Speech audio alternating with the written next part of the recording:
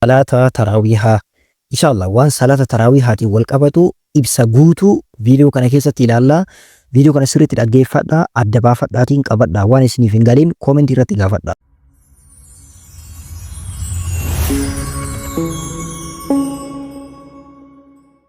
بسم الله الرحمن الرحيم الحمد لله رب العالمين الصلاة والسلام على رسول الله صلى الله عليه وسلم.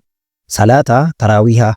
صلاة تراويها دي واو القبطو فيديو كان كيستي لألا صلاة تراويها جتشو مال جتشو صلاة سنة هل كان رمضان كيستي صلاة مودا صلاة هل كني كيسايسة توكو صلاة هل كني تأي كرمضان كيس صلاة مسوني مكانيسا صلاة تراويها جرما صلاة هل كني كيسا توكو إني صلاة تراويها سنة مؤكدة يوكان سنة جبيفمو كيسا إسا توكو دا sunnaalee barnoota salaataati keessatti waa'ee salaata sunnaatii wal qabatu sirriitti ilaallee jirra. Sunnaan jabeeffamaan kabii ka sirriitti jabeeffamaa hin ta'in kami ka jedhu tokko tokkoon ilaallee jirra. Deemaatiin ilaala. Salaatiin taraawihaa jalqabni isaa halkan erga salaata ishaa'ii xumuran booda eegala. Yeroon isaa kan eegalu erga salaata ishaa'ii xumuran booda eegala. Umurri isaa immoo hanga halkan sa'aatii fajrii yookaan obboroon bahuutitti yeroon isaa ni jiraa jechuu. Ma jennaan salaata harkanii irraa tokko waan ta'eef jechuu. Salaata taraawihaa jamaadhaan masjidatti salaatuun irra jaalatamaadha. Kophaa manatti salaaturra jamaadhaan masjidatti salaatuun sirriitti jaalatamaa fi barbaachisaadha jedhan ulamaa'iin. Salaata taraawihaa salaatuun ajrii akkamii qaba? Mee hadiisa kana qofaa ilaallu. Hadiisni biroollee ni jira. نبينا كنا صلى الله عليه وسلم حديث سيئة كان إمام بخاري في إمام مسلم ودي سنكيسة يودو بتمال جراني من قام رمضان إيمانا واحتسابا غفر له ما تقدم من ذنبه. نمني جراني جاء رمضان كيسا ربي تأماني أكسما ربي رت الله الرقاتا تأيك دابته جراني أكسي دابته شبو إسا كدبر ربي إسرات أرقيب الليسا جراني ربي سارة رما جراني سبب كنافي yeroo taraawii dhaabattan dadhabbii hin himatina. Namni gariin akkamiitu jira hadha kamiin nama dadhabsiisa. Aboo nutti dheeressan aboo maal godhan manaamin jedhee nama himatu jira. Hin himatin akkasitti dhiisi. Maa jennaan ka rabbi irratti herreegatee jedhan nabiyyi sallallahu alaihi wasallam. Yoo rabbi irratti herreegatte ajrii guddaa hagana ga'u kana argattaa jechuu. Ittaan suudhaan akkamitti salaatama? Taraawiha kana akkamitti salaatna? Inshallah mee tokko tokko isaatiin ilaallu. Salaatni taraawihaa salaata sunnaa keessaa isa tokko jennee jirra. Hanga barbaadan baay'ifatanii salaatuun ni danda'ama. Garuu akkaataa nabii keenya sallallahu alaihi wasallam baay'inaan isaan ka dalagan kan irraa dhufe meeqa raka'aa 11. Aishaan haala kanaan odeessite. Hadiisa birootiin Abdullah ibn Abbas 13 odeessee jira nabii keenya sallallahu alaihi wasallam. Sababa kanaafi 11 yookaan 13 keessattuu baay'inaan 11 yoo ka salaattanii gahaadha jechuu. Garuu namni tokko osoo kanaa olillee dabaleetiin salaatuu barbaadaa osoo ka jedhu ta'ee rakkoon qabu haa salaatu. Maa jennaan salaatni halkanii daangaan qabu. Nabiyyi sallallahu alaihi wasallam hadiisa sayyaa ta'e yoo dubbatan maal jedhanii salaatu layli mathna mathna. Salaanni halkanii lama lamaan oofamaa jedhani. Lama lamaan oofamaa waan jedhanii karaa isaa bananiif jecha haga barbaadde oofuu dandeessaa jechuu. Kanaaf daangaa hin qabu jedhan ulamaa'iini. Hanga barbaadde salaatuu dandeetta. Garuu 11 salaatuun sirriitti jaalatamaadha. Salaata taraawihaa rakaa lama lamaan salaatuun jaalatamaadha. Lama salaataa boqonnaa fudhataa, lama salaataa boqonnaa fudhataa hanga barbaadne akkasitti salaatnaa jechuu. Xumura irratti witrii rakaa tokkoon yookaan rakaa sadiin gochuun ni ta'a. Kana jechuun akkamii lama lamaan salaannee fakkeenyuu 3 salaatuu barbaanne lama salaannee xumura irratti tokkoon goona. Yoo 5 salaatuu barbaanne lama lamaan salaannee 4 xumura irratti tokkoon witrii goona. Yookaan lama salaannee 3 walitti aansinee 3 osoo jidduun hin taa'in 3 walitti aansineetiin salaatuudhaan haala kanaan witrii gooneetiin xumurraa jechuudha. Garuu wanti as keessa beekuu qabdan salaata halkanii kana keessatti guutuudhaan miti ka xumuramu. Guutuu yoo jedhu akkamii fakkeenya 5 salaatanii dhiisan malee 6 salaatanii akkasuma 8 salaatanii hin dhiisan yookiin 9 yookiin 7 godhan malee witiriidhaan salaatamaa jechuudha.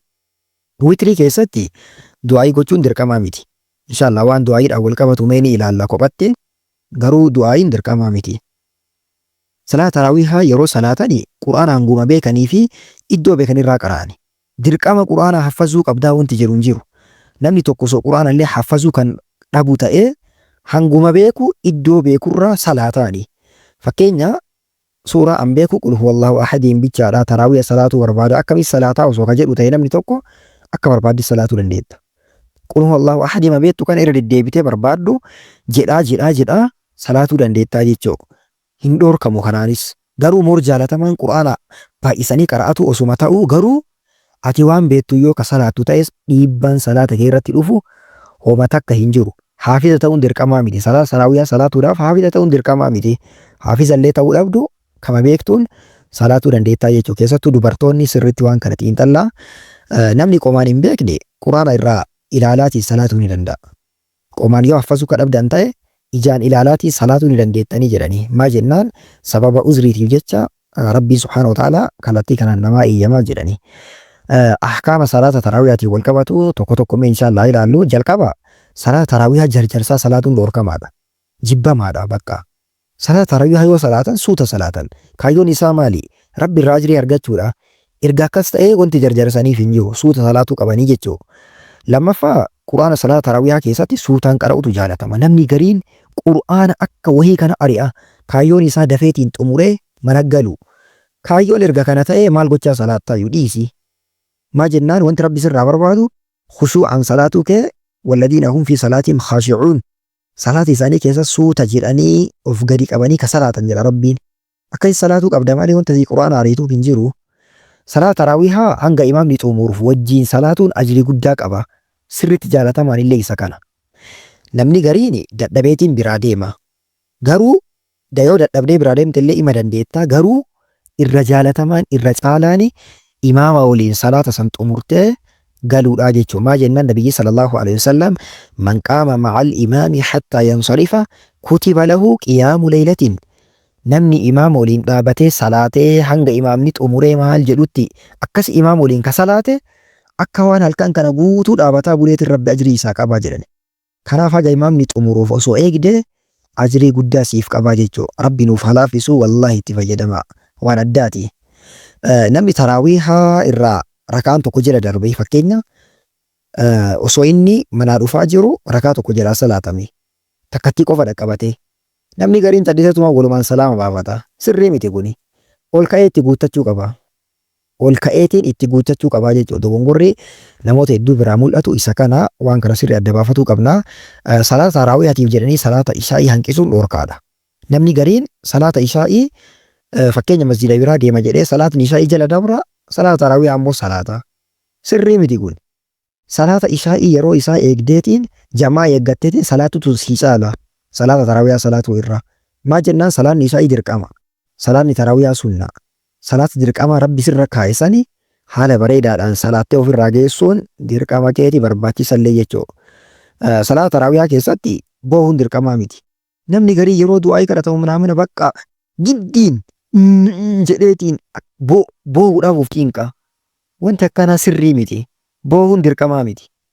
yoo rabbi qalbii keessa iimaana si kaa'eetiin akiraan si dhagaame yoo qur'aanni si boochise qur'aana wajjiin booyi kana ka ajrii si qabu garuu du'aa'ii keessatti bakka taraawiyaa keessatti dirqamaan giddiin of boochisuudhaaf yaaluun jibbamaadha jedhanii yoo qalbii keetti iimaanni si dhagame booyi namni si dhoorke hin jiru ajrii si qabaayyuu du'aa'ii taraawihaatiin kan wal qabatu mee inshaallah ilaallu qunuuta waan jedhamu jira qunuuta jechuun maalidha du'aa'ii salaata keessa kadhatamuudha qunuuta ka jedhamu du'aa'iin salaata keessa kadhatamu maal jedhama qunuuta jedhama qunuutni salaata witrii keessatti sunnaadha isa dalaguun sunnaa jaalatamaa keessaa isa tokko jechuudha witrii keessatti du'aa'ii gochuun dirqamaa miti dhiisuunis ni ta'a namni tokko fakkeenya salaata salaatee osoo du'aa'ii kadhatuu dhabe ni danda'a wanti dirqamaan du'aa'ii kadhattu malee isaan jedhu hin jiru jechuudha. Du'aa'ii akkaataa lama godhuu dandeenya. Tokko rukuu'a duraa fi lammaffaa rukuu'a booda haala lachuun ni danda'ama. Osoo rukuu'an bu'in illee du'aa'ii kadhachuu erga rukuu'a bootan booda illee rukuu'a bu'anii erga rukuu'a irraa ol jedhan booda haala kanneen lachaniinuu ni danda'ama jedhan ulamaa'iini. Kanaaf haalaan caalaan baay'inaan ka dhufe rukuu'a booda illee osoo ta'uu garuu rukuu'a dura illee kadhatuun dhufee jira jedhan. Akkasii lachuun ni danda'ama. Yeroo du'aa'ii godhanii harka ol fuudhanii aamiin jechuun ni ta'a. Sahaawota gurguddaa irraa waan dhufeef jechuudha. sahaabonni gurguddaan Imaam Bayhaqiin kitaaba isaanii Sunana Kubraa keessatti akka odeessanitti sahaabonni hedduun jedha. Sahaabotni hedduun harka isaanii ol fuudhanii du'aa kadhachuun isaanirraa argamee jira jedheetiin dubbata. Sababa kanaaf salaata witrii keessatti yeroo du'aa'iin godhamu harka ol fuudhaniitiin aamiin jechuun ni ta'a. Maa jennaan sahaabota gurguddaa irraa wanti kun waan argamee dhufeef jechuudha. Akkasii wanti salaata taraawiihaatiin wal qabatu kana fakkaata. Salaatni taraawiihaa salaata ajrii guddaa hagana guddatu qabudha. Salaata wanti guddaan isa keessa jirudha. Akka milkoofnuu fi inshaallah irratti jabaannee cicineetiin salaatuu qabna isiniin jedha. Rabbi anaa fi isiniifis dalagaa khayrii kana hagana guddatu kana rabbi nuuf haa laaffisu. Khayrii jannata nu geessu rabbi nuuf haa laaffisu. Ji'a kana keessa nama milkaahu anaa fi isinillee rabbi haa taasisu. Barnoota diinii keessanii haala bareedaa barattan kanaan barachuudhaaf yuutuubii Mujaahid Fillah jedhu sabskiraayib gochuudhaan, tiiktookii keenya fooloo gochuudhaan, akkasuma teelegiraamii keenya kana jooyin gootaniitiin barnoota diinii keessanii haala bareedaa kanaan baratuu dandeessu. Yeroo gaarii isiniif haa ta'u nagaan naaf tura. Assalaamu alaikum wa rahmatullahi wa barakaatuh.